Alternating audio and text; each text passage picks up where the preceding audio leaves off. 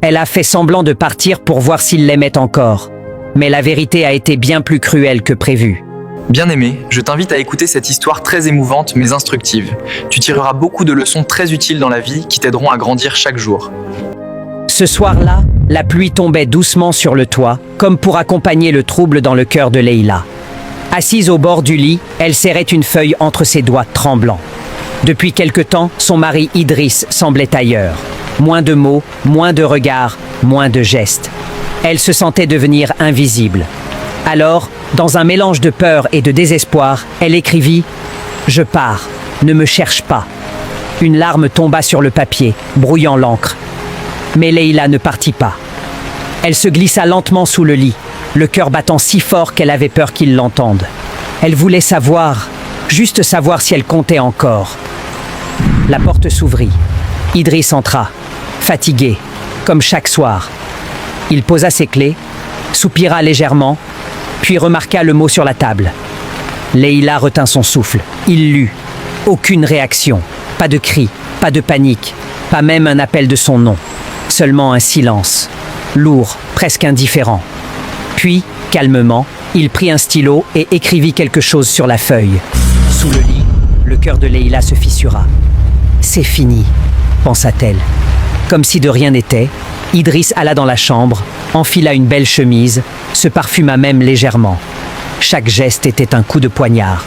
Puis, il prit son téléphone. Leïla ferma les yeux, déjà brisée. « Oui, mon cœur, j'arrive », dit-il avec une voix soudainement légère. « Enfin, Dieu merci, elle est partie.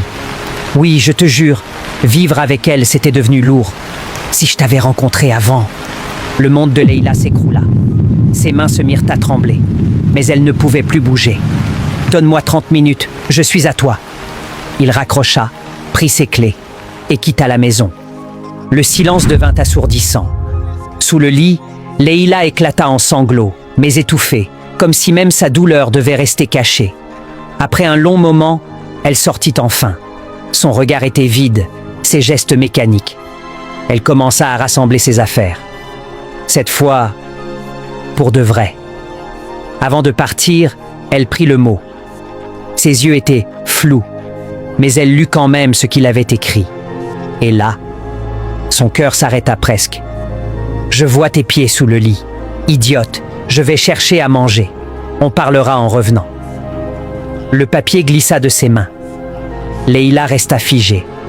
Tout ce qu'elle avait entendu, tout ce qu'elle avait cru, n'était qu'un jeu cruel, déclenché par son propre test.